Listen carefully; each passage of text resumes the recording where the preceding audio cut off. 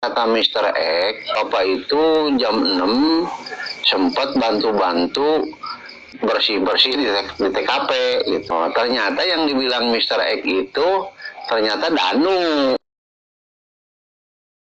Salam analisa, salam kehidupan, salam sehat. Sahabat-sahabat AK, kalau kita sekarang mencoba kilas balik, sahabat-sahabat AK, rekam jejak pelaku Danu, tersangka Danu ini luar biasa sahabat-sahabat AK. Jadi intinya dalam analisa AK, Danu ini dia sebagai pelaku berusaha agar dari awal dia jangan ditangkap. Itu duduk permasalahannya. Membuatlah cerita, contohnya dari keterangan Pak RT ini. Kira-kira 1 minggu setelah dia di BAP, dia dipanggil penyidik. Kan seperti itu. Karena ada informasi keterangan Mr. X bahwa Pak RT melakukan beres-beres di TKP jam 6. Bayangkan, ternyata Mr. X ini adalah Danu, sahabat-sahabat. Bayangkan, di awal saja Danu sudah berani. Kan begitu. Memframing lah katanya Pak RT kepada penyidik. Bayangkan. Itu kan luar biasa sahabat-sahabat agak. Jadi apa intinya? Yang penting dia jangan tertangkap. Jadi dia tidak menutupi siapa pelakunya, dia menutupi diri dia agar jangan tertangkap karena dia pelakunya. Inilah sahabat-sahabat yang terjadi. Nanti silahkan di bawah deskripsi akan tampilkan link video ini, wawancara Pak RT dengan misteri Mbak Suci. Bayangkan sahabat-sahabat AK, seorang RT diberikan informasi ke penyidik oleh Mr. X atau Danu ini seakan-akan bahwa RT ini jam 6 bebersih di TKP. Apa tujuannya? Begitu. Iya, namanya pelaku menghalalkan segala cara. Yang penting dia jangan ditangkap. Logika pemahamannya seperti itu.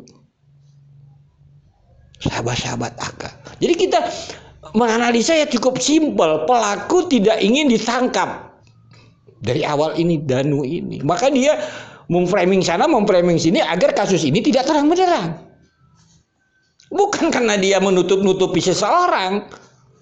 Seperti sekarang dibilang ingin menutupi si ini sebagai enggak. Orang dari awal dia sudah mengatakan seperti ini kata Pak RT. Tetapi alibi dia dibantu oleh mungkin keluarganya. Bahwa dia bukan pelakunya, tidak keluar rumah dan sebagainya. Mutar dia sahabat-sahabat AK. Kan ini dalam analisanya. Jadi kalau mau dibongkar itu bukan di pihak luar dulu. Pihak Danu ini sendiri dibongkar. Siapa yang menutup-nutupinya? Bahwa padahal dia pelakunya.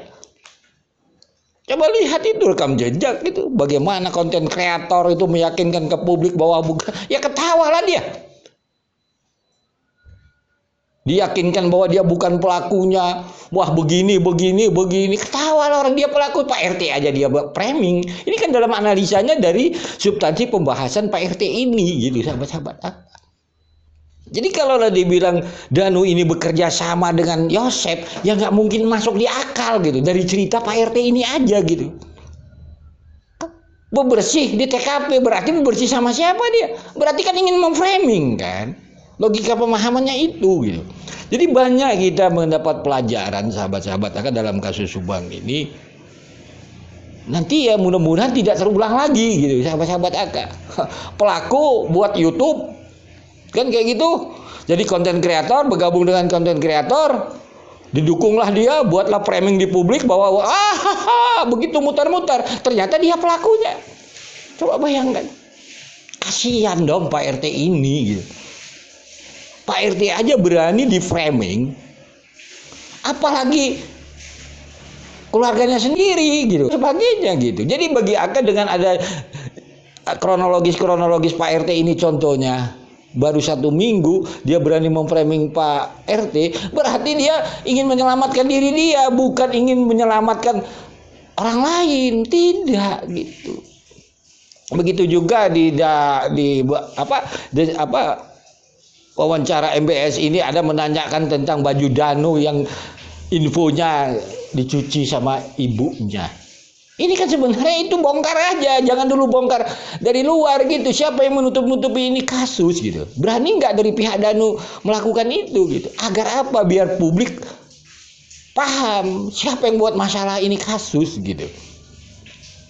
Kan seperti itu.